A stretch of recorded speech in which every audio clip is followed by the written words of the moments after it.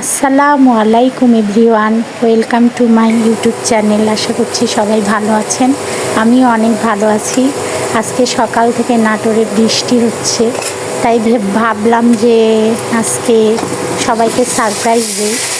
Surprise দিলে কেমন হয় গাইস, আপনারাই বলুন। অনেক ভালো হবে আশা করছি। সারপ্রাইজ পেতে কার না ভালো লাগে, আর সারপ্রাইজ দিতেও কিন্তু অনেক মজা লাগে, তাই না? আমি আজকে মুরগি দিয়ে খিচুড়ি রান্না করবো ভাবছি। বৃষ্টির দিনে খিচুড়ি খাওয়ার মজাই আলাদা।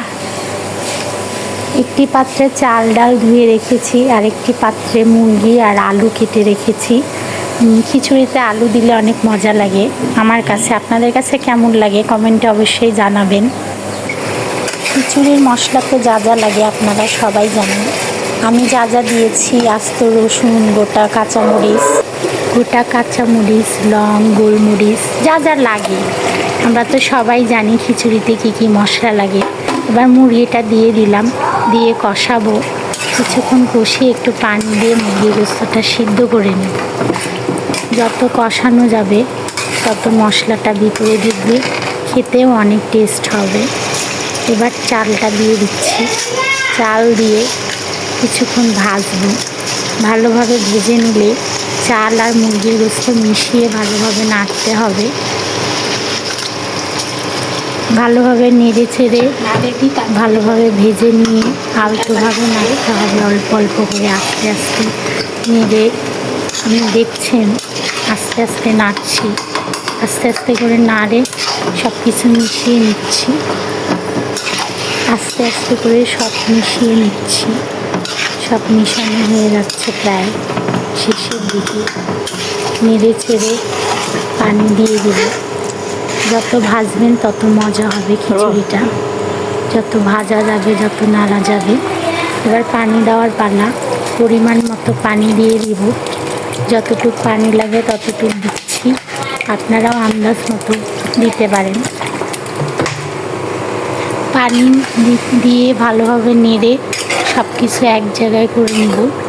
এক জায়গায় করে নিয়ে ঢাকা দিব। নাড়তে নাড়তে হুট করে কারেন্টটা চলে গেল, মনটাই অনেক খারাপ হয়ে গেল। আমি তো অনেক টেনশনে পড়ে গিয়েছিলাম যে কারেন্ট চলে গেল, আমার রান্নার কী হয়। তারপরে হুট করে কারেন্টটা চলে এসেছে। আমার খিচুড়িও প্রায় শেষের দিকে। এবার ভালোভাবে নেড়ে ছেড়ে দমে রাখবো। খিচুড়িটাও হয়ে গিয়েছে। দমে যাওয়ার পর আমার সার্ভিং বলে খিচুড়ি বেড়ে নিচ্ছি সুন্দর করে, বাড়া শেষ। এবার একটু সার্ভিং বোল নিয়ে ঢং করার সুন্দর মতো সার্ভিং বলে বেড়ে নিয়ে এবার ডেকোরেশন করছি।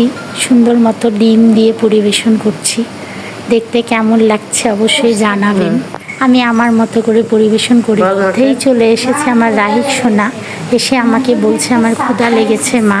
আমি বলছি তোমার জন্য একটা সারপ্রাইজ আছে।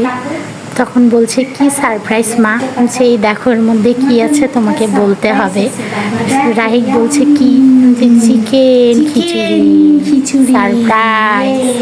সারপ্রাইজ পেয়ে রাহিক অনেক হ্যাপি। রাহিক বলছে মা অনেক ইয়াম্মি করে আজকে খাবো। আজকে এ পর্যন্তই শেষ আমার রান্নার ব্লগ। কেমন হলো অবশ্যই জানাবেন কমেন্টে, বেশি বেশি শেয়ার করুন। আসসালামু আলাইকুম এভরিওয়ান।